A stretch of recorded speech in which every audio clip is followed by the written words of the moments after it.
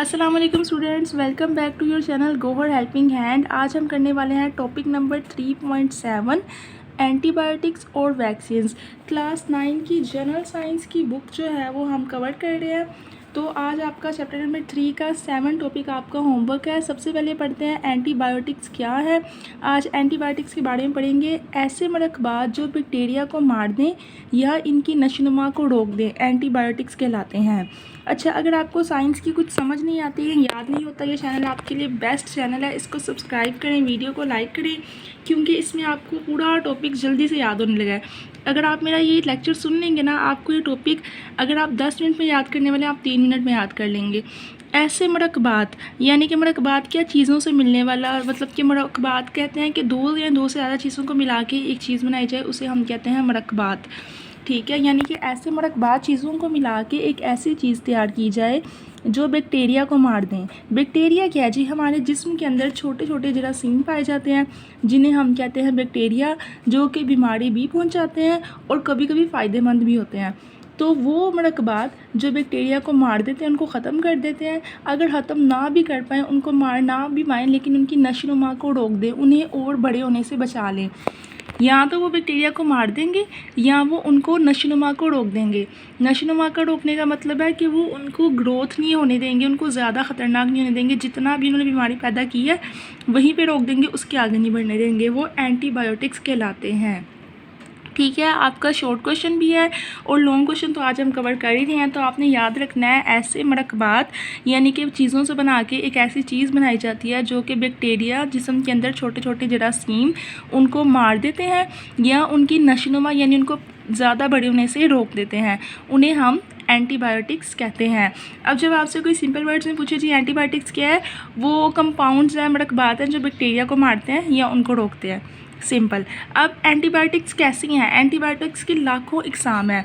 ठीक है, बहुत लाखों, हज़ारों में नहीं, लाखों इकसाम में जो हैं वो एंटीबायोटिक्स पाए जाते हैं, जो ज़्यादातर ज़मीनी बैक्टीरिया और फंजाई से हासिल होते हैं। अच्छा, आपको पता है ज़मीन के अंदर भी बहुत सारे बैक्टीरिया होते हैं, ठीक है, और फंजाई भी होती है। फंजाई बैक्टीरिया से मिलकर बनती है। फंजाई क्या है?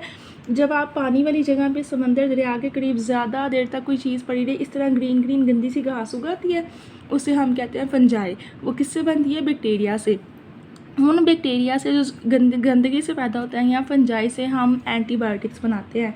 ठीक है, वो साफ़ नहीं होते, वो भी जरासीम ही है।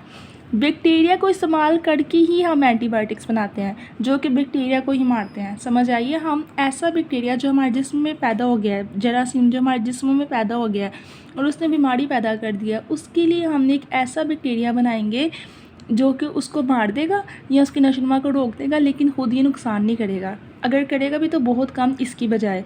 ठीक है, और बैक्टीरिया से पैदा होने वाली इंसानी बीमारियों के कंट्रोल में इस्तेमाल होते हैं। अभी तक हमने जो है उसके बाद आपको ये लाइन पढ़ाई है कि वो मरकबात, चीज़ों से मिलके बनने वाला वो वाला मरकबात जो बैक्टीरिया को मारता है या उसकी नशोनुमा को रोकता है, उसे हम एंटीबायोटिक्स कहते हैं। एंटीबायोटिक्स लाखों किस्म के होते हैं और वो किससे हमें मिलते हैं? एंटीबायोटिक्स हम कैसे बनाते हैं? अगर कोई इंसान चाहता है मैं एंटीबायोटिक्स बनाऊँ, वो क्या करेगा? वो ज़मीनी बैक्टीरिया, ज़मीन के अंदर से बैक्टीरिया लेगा, पर दरिया समंदर के पास वाली जगह से, या फंजाई। फंजाई भी बैक्टीरिया की एक किस्म ही है, बताया ना, ये फंजाई होती है फफूंदी लग जाने को, उनको लेगा और उनसे एंटीबायोटिक्स बना लेगा। उन एंटीबायोटिक्स से वो क्या करेंगे? वो बीमारी जो इंसान के जिस्म के अंदर किसी और बैक्टीरिया की वजह से पैदा हो गई है, दो तरह के बैक्टीरिया हैं, एक इंसानी जिस्म के अंदर बैक्टीरिया जो बीमारी वाले बैक्टीरिया हैं और एक ज़मीनी बैक्टीरिया। ठीक है, इन दोनों से पैदा होने वाली इंसानी बीमारियों के कंट्रोल में इस्तेमाल होते हैं। एंटीबायोटिक्स वायरस को नुकसान नहीं पहुंचाते। ठीक है, एंटीबायोटिक्स क्या करते हैं? अगर आपके जिस्म के अंदर कोई वायरस हुआ है ना, तो वो उसको नुकसान नहीं पहुंचाते। पेनिसिलिन, टेट्रासाइक्लिन और एथ्रोमाइसिन वगैरह एंटीबायोटिक की मिसालें हैं। 3 एंटीबायोटिक इन्होंने आपको नाम बताए हुए हैं, वो हैं पेनिसिलिन, टेट्रासाइक्लिन और एरिथ्रोमाइसिन। ठीक है, पेनिसिलिन, टेट्रासाइक्लिन और एथ्रोमाइसिन। ये नाम थोड़ा मुश्किल है लेकिन आपने याद रखना है। डॉक्टर के पास हम जाते हैं, हमें टाइफाइड है, हम कहते हैं डॉक्टर एंटीबायोटिक लिख दे। ठीक है, हमें जो है वो नमूनिया, हम कहते हैं डॉक्टर एंटीबायोटिक लिख दें। डॉक्टर एंटीबायोटिक लिखता है, क्या होता है? टाइफाइड तो ठीक हो जाता है, उसकी जगह गला ख़राब हो जाता है। नमूनिया तो ठीक हो गया लेकिन बुखार हो गया। इन्हें हम एंटीबायोटिक कहते हैं। एंटीबायोटिक बैक्टीरिया ही होते हैं, वो ये वाला बैक्टीरिया तो मार देते हैं लेकिन उनका थोड़ा बहुत नुकसान खुद भी होता है, लेकिन बड़ी बीमारी से बच जाते हैं इंसान, और छोटे मोटे जो है वो बुखार या गले खराब से उसकी जान जो है वो बड़ी बीमारी से छूट जाती है। आपको याद हो गया आपने एंटीबायोटिक्स की डेफिनेशन, अगर आपको शॉर्ट आता है ना कि एंटीबायोटिक्स क्या है, यहाँ से यहाँ तक आपने पहला शॉर्ट की डेफिनेशन एंटीबायोटिक्स की, उसके बाद ये 3 एग्जांपल पेनिसिलिन, टेट्रासाइक्लिन और एरिथ्रोमाइसिन, ये आपने जो है वो बतानी है। उसके बाद पढ़ते हैं पेनिसिलिन को। पेनिसिलिन क्या है जी? पेनिसिलिन एक फंगस से हासिल की जाती है। फंगस किसे कहते हैं? इसको, ठीक है। इसकी तरह की जो काई लग जाती है ना पौधों में, उससे हासिल की जाती है। क्या हासिल की जाती है? पेनिसिलिन। पेनिसिलिन है क्या? एंटीबायोटिक। एंटीबायोटिक यानी वो खुद एक बैक्टीरिया है जो बैक्टीरिया को या तो मारता है या उसकी नशोनुमा को रोकता है। अब इतना क्लियर है? जिसका नाम पेनिसिलियम है। नाम उसका पेनिसिलियम है फंगस का। फंगस यानी दरिया में जो पानी, ज़्यादा गंदे पानी से ग्रीन ग्रीन घास पैदा हो, जिसका नाम है क्या है? फंगस। उससे हासिल करते हैं पेनिसिलियम, उससे हम बनाते हैं पेनिसिलिन। पेनिसिलियम से बनाते हैं पेनिसिलिन, क्योंकि ये बैक्टीरिया की महदूद इकसाम के खिलाफ मौसर साबित होती है। मौसर का मतलब इसका फ़ायदा होता है, लेकिन महदूद इकसाम के खिलाफ। महदूद इकसाम मतलब कि बहुत कम किस्म के, ये नहीं कि हर बैक्टीरिया पेनिसिलिन से मर जाएगा। कुछ किस्म के, कुछ महदूद इकसाम के बैक्टीरिया हैं जिनके लिए ये फ़ायदेमंद है, जिनसे पेनिसिलिन से जो वो मर जाते हैं, उनकी ग्रोथ रुक जाती है। इसलिए पेनिसिलिन नैरो स्पेक्ट्रम एंटीबायोटिक्स कहलाती है। अच्छा, यहाँ पे क्वेश्चन है कि पेनिसिलिन नैरो स्पेक्ट्रम एंटीबायोटिक है। नैरो स्पेक्ट्रम का मतलब है कि नैरो का मतलब होता है तंग, बहुत कम। स्पेक्ट्रम का मतलब उसकी रेंज बहुत कम है। पेनिसिलिन एक एंटीबायोटिक है, लेकिन वो नैरो स्पेक्ट्रम एंटीबायोटिक है, यानी कि वो बहुत कम बैक्टीरिया के खिलाफ इस्तेमाल होती है, सबके खिलाफ नहीं। ऐसा नहीं है कि हमने पेनिसिलिन ले ली, हमें टाइफाइड का भी इलाज हो गया, नमूनिया का भी इलाज हो गया, कोई बड़ी से बड़ी बीमारी का भी इलाज हो गया, नहीं।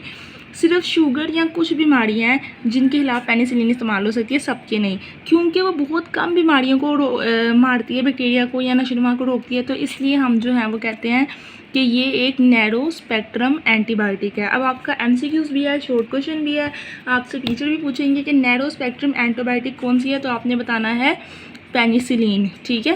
पेनिसिलिन कब दरियाफ्त हुई थी? 1928 में। अभी क्या चल रहा है?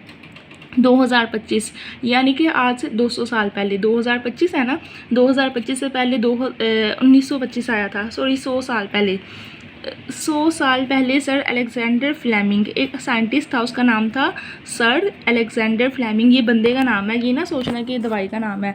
सर अलेक्जेंडर फ्लेमिंग एक बंदा था, और सर हार्वर्ड फ्लोरे, ये 2 अंग्रेज़ थे। एक का नाम था अलेक्जेंडर फ्लेमिंग और एक अंग्रेज़ था, उसका नाम था हार्वर्ड फ्लोरे।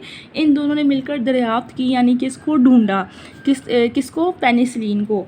पेनिसिलिन है तो थी ही शुरू से, कायनात में, समंदरों में, पहाड़ों में पेनिसिलिन होती थी, लेकिन उसको कि इससे बैक्टीरिया मर जाता है, ये बात हमें किसने बताई थी? अलेक्जेंडर फ्लेमिंग ने और हार्वर्ड फ्लोरे। इन 2 अंग्रेज़ों ने आज से 100 साल पहले, यानी कि 1928 में, 97 साल पहले, 97 साल पहले 1928 में इन्होंने पेनिसिलिन दरियाफ्त की, जो कि एक नैरो स्पेक्ट्रम एंटीबायोटिक है, यानी से बहुत महदूद बैक्टीरिया मरते हैं, हर बैक्टीरिया नहीं मरते, और ये फंगस से हासिल होती है, और ये पेनिसिलिन, सीलियम नाम है, और ये पेनिसिलिन है, ठीक है। उसके बाद आता है जी सिफेलोस्पोरीन्स। ये फफूंदी की एक किस्म मेनलोस्पोडियम से हासिल की जाती है। अभी हमने 3 एंटीबायोटिक पढ़ी थी ना, क्या क्या पढ़ी थी एग्जाम्पल में? पेनिसिलिन, टेट्रासाइक्लिन और एथ्रोमाइसिन। ये 3 एग्जाम्पल जो है वो बारी बारी बताएंगे, एक उन्होंने बीच में एक्स्ट्रा बता दिया, वो है सिफेलोस्पोरीन्स। सबसे पहले तो आपने शॉर्ट क्वेश्चन जो है वो अभी के अभी याद कर लिया कि एंटीबायोटिक्स की डिफाइन किया, मरकबात जो बैक्टीरिया को मार दें या नशोनुमा को रोक दें। उसके बाद 3 मिसालें, पहला शॉर्ट, दूसरा शॉर्ट भी हो सकता है पेनिसिलिन, वैसे लॉन्ग यहाँ से लेके यहाँ तक टोटल लॉन्ग है जो आज हम कर रहे हैं। सवाल आएगा पेपर में कि एंटीबायोटिक्स के बारे में बताएं, तो आपने यहाँ से लेके यहाँ तक सारा शॉर्ट लिख देना है।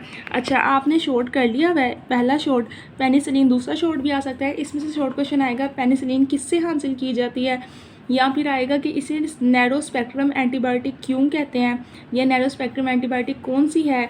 तीसरा सवाल इसमें से आ जाएगा शॉर्ट के किसने दरियाफ्त की, तो उसका जवाब ये होगा यहाँ से यहाँ तक कि पेनिसिलिन, अलेक्जेंडर फ्लेमिंग और हार्वर्ड फ्लोरे ने दरियाफ्त की। 3 शॉर्ट क्वेश्चन आपके इस टॉपिक के अंदर बनने हैं, एक शॉर्ट क्वेश्चन डिफाइन वाला ये है, डिफाइन और एग्जाम्पल वाला। 2 शॉर्ट क्वेश्चन आपने इसमें से याद करने हैं। तीसरा शॉर्ट क्वेश्चन मैंने आपको पढ़ा देती हूँ। सेफेलोस्पोडियम क्या है? फफूंदी के खिलाफ एक मौसर किस्म मेनिलोस्पोडियम से हासिल की जाती है और 1948 में दरियाफ्त हुई। अच्छा, जो उनसे भी एंटीबायोटिक है ना, वो आपको बताना है साथ साथ किस सन में याद हुई। याद रखना है 1928, यानी कि आज से तकरीबन 100 साल पहले पेनिसिलिन दरियाफ्त हुई थी, और 1948 पाकिस्तान बनने के 1 साल बाद, ठीक है, पाकिस्तान बनने के 1 साल बाद सेफेलोस्पोडियम दरियाफ्त हुई थी। ये इन बैक्टीरिया के खिलाफ मुफीद है जो पेनिसिलिन के खिलाफ मुदाफ़ियत पैदा कर लेते हैं। अच्छा, अब कुछ बैक्टीरिया इतने ढीठ होते हैं कि अगर हम उनके खिलाफ पेनिसिलिन जिस्म में डाल दें, इंजेक्शन के अंदर पेनिसिलिन दे दें या मुंह के ज़रिए सिरप के ज़रिए पेनिसिलिन दे दें, तो वो उनके खिलाफ मुदाफ़ियत पैदा कर लेते हैं, यानी वो उनको कोई नुकसान ही नहीं पहुंचा सकती।